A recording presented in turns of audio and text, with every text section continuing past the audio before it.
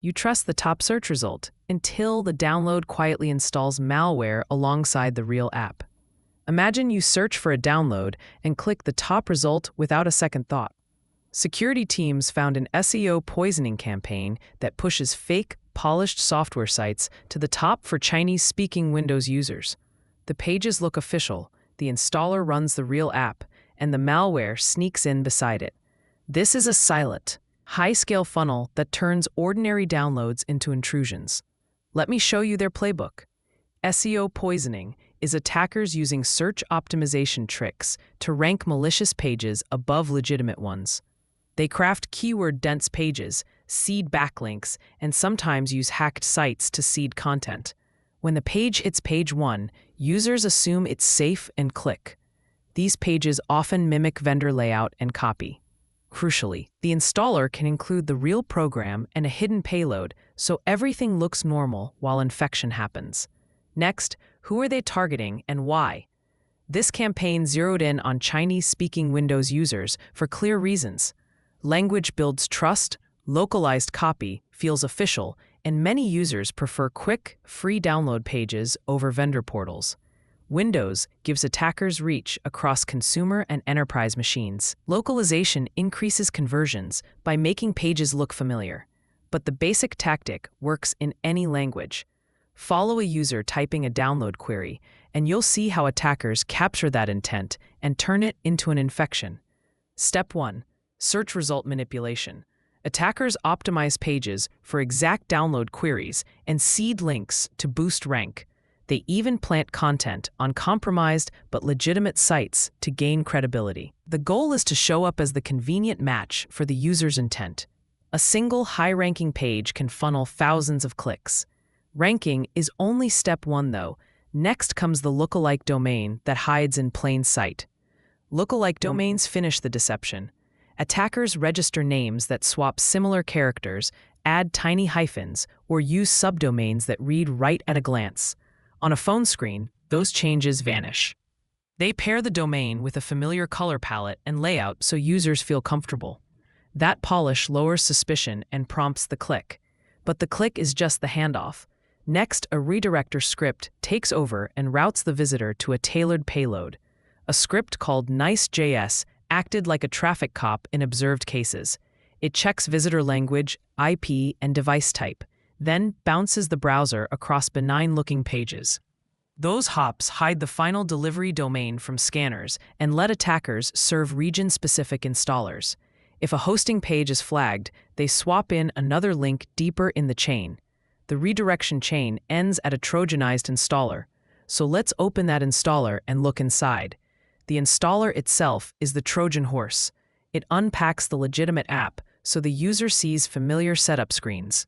Hidden inside are fragmented archives and malicious components like observed enumw.dll files. During installation, the package reconstructs the concealed payload and launches it quietly. Because the real program installs correctly, users and simple antivirus checks often assume everything is fine. That dual payload buys attackers time. So what checks does the malware run before acting? The malware performs anti-analysis checks to avoid detection. It validates its parent process to ensure it was launched by a legitimate installer like MSIXEC. It inserts time delays to outlast automated sandboxes. It probes for virtualization and analysis tools and exits if the environment looks suspicious. These basic checks are effective because many automated systems run in limited windows. Once the malware trusts the environment, it moves on to persistence techniques that survive reboots. Persistence blends into normal Windows behavior. Observed techniques include registry run keys to start on logon, modified .lnk shortcut targets that launch malicious loaders, and typelib or COM hijacking to intercept legitimate calls. These methods hide in places users rarely inspect. There are no noisy drivers or obvious services, just subtle changes that restart malware silently. After persistence, the campaign shifts to continuous monitoring and data collection, which escalates the damage quietly. Once settled, the payload supports potent surveillance features. Researchers saw keystroke logging, clipboard monitoring, screen captures, and plugins targeting messaging apps. Clipboard hijackers can replace copied cryptocurrency addresses, routing funds to attackers.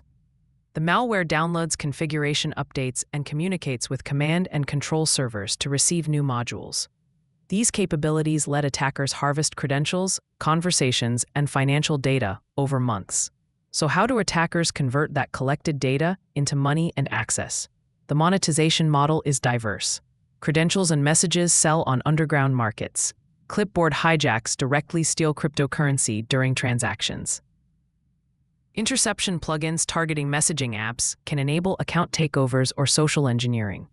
Each stolen asset is a revenue path, so attackers pivot between theft types depending on payoff. Because search funnels millions of queries, the operation scales profitably. Next, we compare this approach to traditional email phishing and why search is a more dangerous vector. The monetization model is diverse. Credentials and messages sell on underground markets. Clipboard hijacks directly steal cryptocurrency during transactions. Interception plugins targeting messaging apps can enable account takeovers or social engineering. Each stolen asset is a revenue path, so attackers pivot between theft types depending on payoff. Because search funnels millions of queries, the operation scales profitably. Next, we compare this approach to traditional email phishing and why search is a more dangerous vector. SEO poisoning avoids inbox filters and rides user intent. When people actively seek downloads, skepticism drops. Mobile browsing makes URL inspection tough, and a legitimate app running post-install reduces alarm. Email phishing depends on tricking recipients into opening messages. SEO poisoning waits where users already look. That blended legitimacy is the main danger. So what simple cues help you spot a fake download site before you click download? A few habit changes cut risk drastically. Inspect the URL character by character for swapped letters, odd TLDs, or added hyphens. Prefer vendor domains or trusted app stores. Avoid download aggregator sites that promise suspiciously broad software rosters. Open about, contact, and privacy pages. Fake sites often have hollow or boilerplate content. If the certificate or domain age seems odd, pause. These checks take seconds and stop many attacks. Ready for the concrete protections you can enable immediately? Protect yourself with a few strong habits.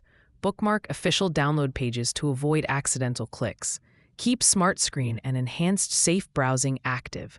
Verify digital signatures on installers when possible. Use a standard, non-admin account for daily work to limit installer privileges. Run a reputable endpoint security product with behavior detections. Enable automatic OS and browser updates. These steps close common paths attackers exploit. If you use crypto, add extra hardening measures we'll cover next. If you handle cryptocurrency, assume you're a target. Always verify pasted wallet addresses character by character. Consider a hardware wallet for significant funds. Disable clipboard history and clear the clipboard after transactions. Use a hardened machine or separate profile for high-value transfers. Small routine checks protect large sums. These habits take seconds, but stop clipboard hijacks in their tracks. Next, let's shift to what organizations should do to block this across thousands of users.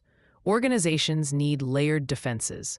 Deploy DNS filtering and secure web gateways to block known malicious domains.